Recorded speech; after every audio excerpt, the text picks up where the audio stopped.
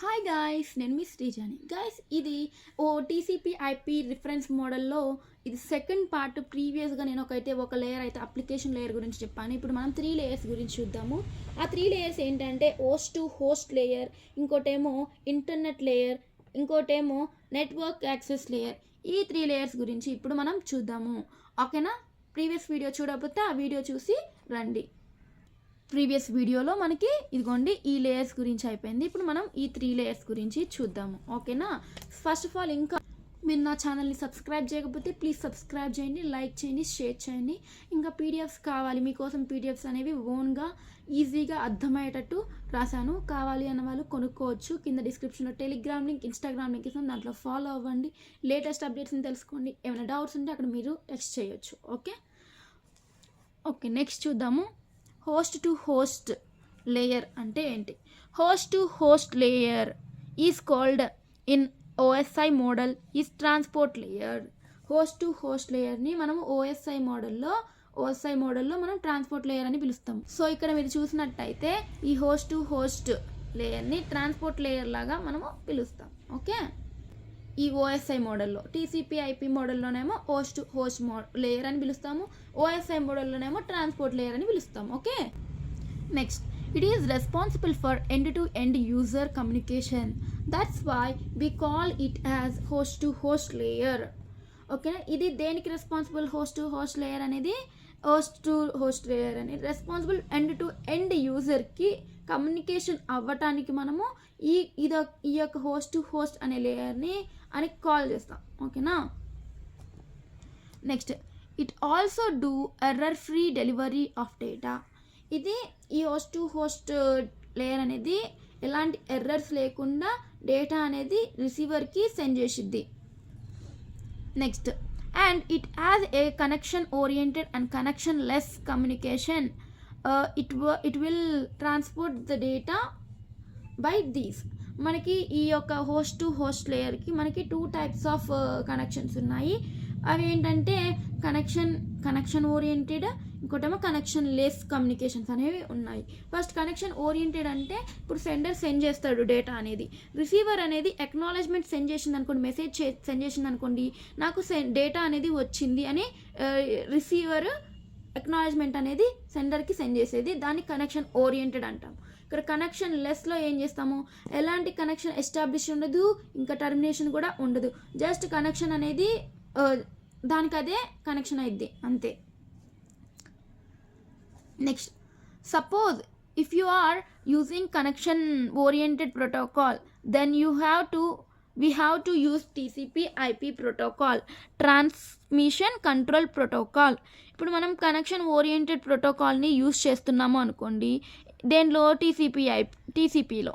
అప్పుడు మనం ఏం చేయాలి? టీసీపీని యూజ్ చేయాలి. మనం కనెక్షన్ ఓరియంటెడ్ ప్రోటోకాల్ యూజ్ చేస్తే connection oriented services is 3 phases is there. First, connection establishment, then the data transfer.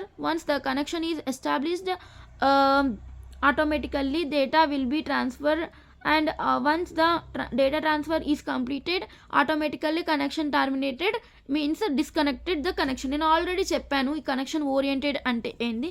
ఈ కనెక్షన్ ఓరియంటెడ్లో మనకు 3 సర్వీసెస్ ఉంటాయి. ఫస్ట్ మనకి కనెక్షన్ అనేది ఎస్టాబ్లిష్ అయ్యింది బిట్వీన్ సెండర్ అండ్ రిసీవర్కి. కనెక్షన్ ఎస్టాబ్లిష్ అయిన తర్వాత డేటా అనేది ఏమైద్ది? ట్రాన్స్ఫర్ అయ్యిద్ది. ఎవరి నుంచి ఎవరికి?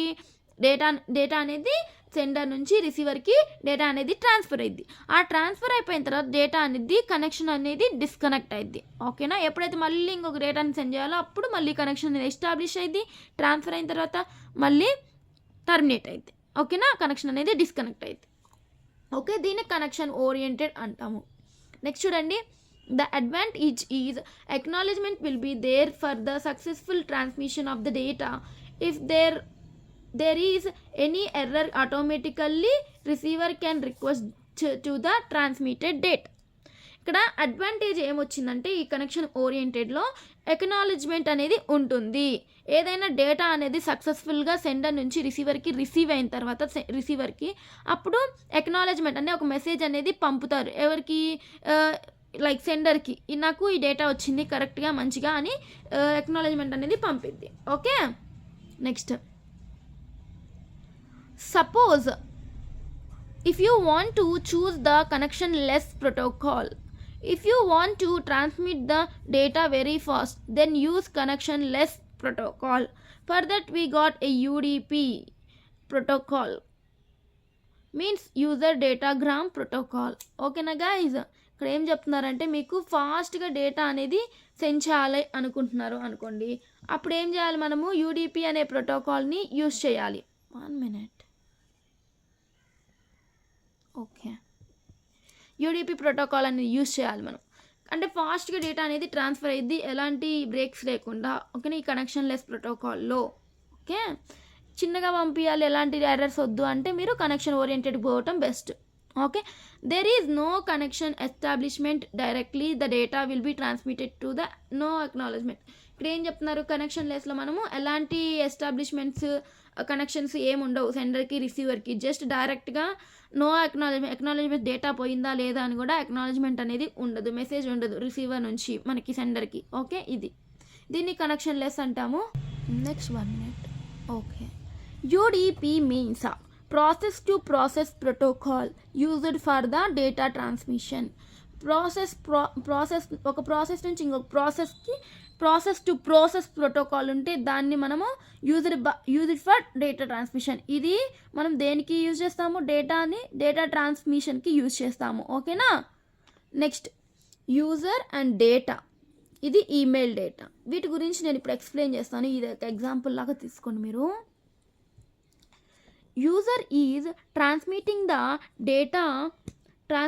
The data user want to email data which is connected to the application layer. Application layer is holding the information that is a data. Application layer holding the protocol, it is used it data. ఇక్కడ ఏం చెప్తున్నారంటే user అనేవాడు transmit చేస్తున్నాడు డేటాని. Suppose ఇప్పుడు user want to email data, transmit the email data which is connected to the application layer. ఈ email data అనేది application layer connect అయింది. సో అది ఆ డేటా అనేది ట్రాన్స్ఫర్ చేయాలి అనుకుంటున్నా ఆ information. So application layer holding the protocols. ఈ ఈమెయిల్ డేటా పంపించాలంటే కొన్ని ప్రోటోకాల్స్ అనేవి కావాలి కదా, సో ప్రోటోకాల్స్ అనేవి యూజ్ చేస్తుంది ఈ అప్లికేషన్ లేయర్ అనేది. నెక్స్ట్ చూద్దాము, the data converted to transport header will be there along with the data. So here transport header and data will be sent based on the segments, means converted segments. ఇక్కడ మీరు చూసినట్టయితే that's why data is converted to the transport హెడర్కి data అనేది పెట్టాము. ఓకేనా? ఈ data అనేది ఎక్కడికి ట్రాన్స్పోర్ట్ అయింది, హెడర్కి ట్రాన్స్పోర్ట్ అయింది. ఇగోండి ఈ హెడర్కి ట్రాన్స్పోర్ట్ హెడర్కి దాంతోపాటు మనకి ఏముంది, డేటా అనేది ఉంది. సో ఇది ఎలా సెండ్ చేసిద్ది డేటా అనేది అప్లికేషన్ లేయర్ నుంచి ఇంకొక లేయర్కి కన్వర్ట్ అయ్యింది, సెగ్మెంట్స్ రూపంలో కన్వర్ట్ అయ్యింది. అంటే పీసెస్గా డివైడ్ అయిపోయింది, సెగ్మెంట్స్ లాగా ఫ్రాగ్మెంట్ అయిపోయింది. ఓకేనా? ఇలాగా. Next, after that the next layer is network layer.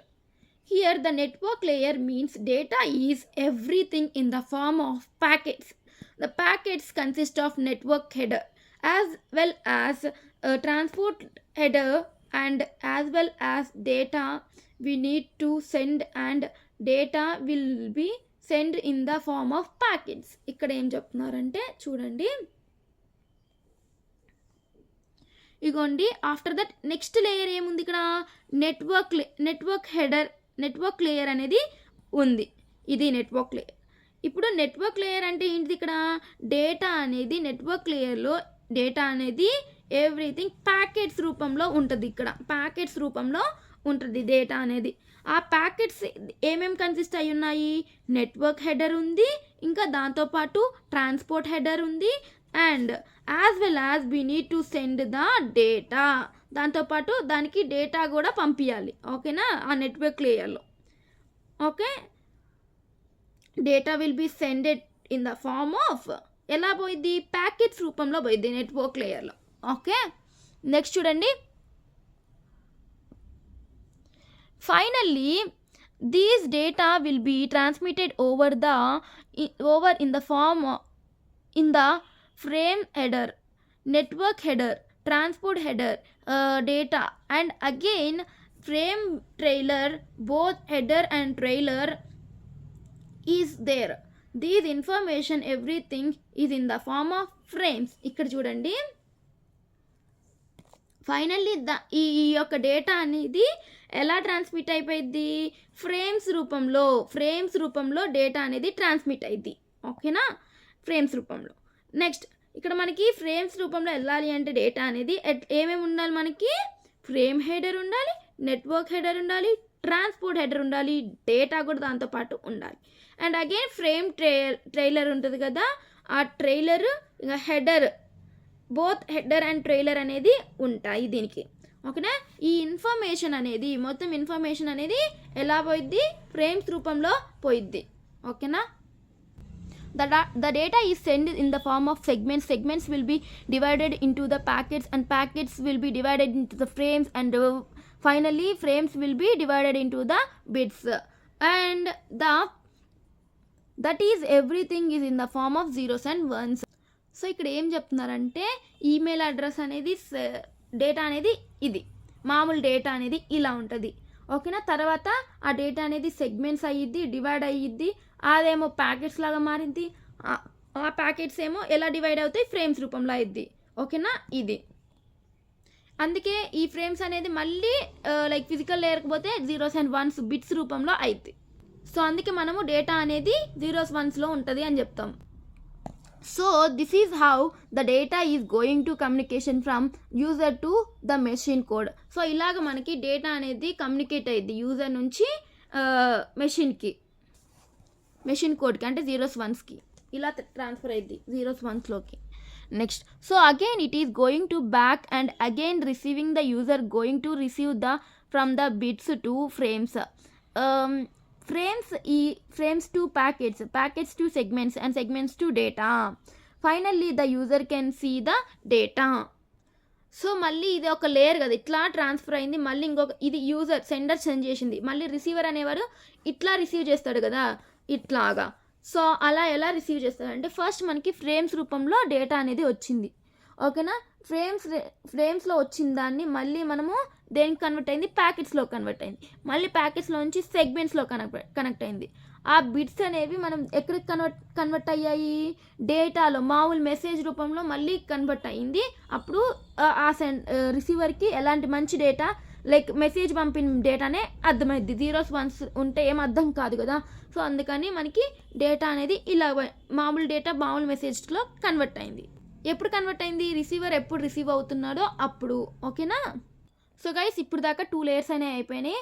Host to host అయిపోయింది, ఇంకోటి అప్లికేషన్ లేయర్ కూడా అయిపోయింది. ఇప్పుడు మనం థర్డ్ లేయర్ ఏంటిది, ఇంటర్నెట్ లేయర్ గురించి చూద్దాము. ఓకేనా, it allows the host to inject the packets into any network. Here the protocols is used internetwork layer. The IP address internet protocol and ICMP. ఇది host అనేది ఇంజెక్ట్ చేయొచ్చు, ఎలాంటి packets అయినా inject చేయొచ్చు, ఎలాంటి నెట్వర్క్లో అయినా ప్యాకెట్స్ అనేవి హోస్ట్ అనేవాడు ఇంజెక్ట్ చేయొచ్చు. ఈ protocol is used to internet. Protocols అనేవి యూజ్ అవుతాయి దేంట్లో, ఇంటర్నెట్ వర్కింగ్ లేయర్లో ప్రోటోకాల్స్ అనేవి ఉంటాయి. The IP address internet protocol. ఓకేనా, ఇంటర్నెట్ ప్రోటోకాల్, ఐసిఎంపి ప్రోటోకాల్ అనేవి యూజ్ అయ్యిద్ది ఈ ఇంటర్నెట్ వర్క్ లేయర్లో. Next, this IP is used for proper delivery of packets to the destination. ఇగోండి ఈ ఐపీ అంటే ఏంటిది, ఇంటర్నెట్ ప్రోటోకాల్. అదే ఒక ప్రోటోకాల్ ఇది కదా. ఆ ప్రోటోకాల్ ఎందుకు యూజ్ అయ్యిద్ది అంటే మనము ప్యాకెట్స్ని డెలివరీ చేయడానికి, సెండర్ నుంచి రిసీవర్కి రిసీవ్ చేయడానికి, పంపటానికి ఈ ప్రోటోకాల్ అనేది డేటా పంపడానికి మనం ఐపీ ప్రోటోకాల్ అనేది యూజ్ చేస్తాము. Okay, next, we have to reach the message to the destination. Means to reach the message from source to destination we need IP address, network layer, IP address we need.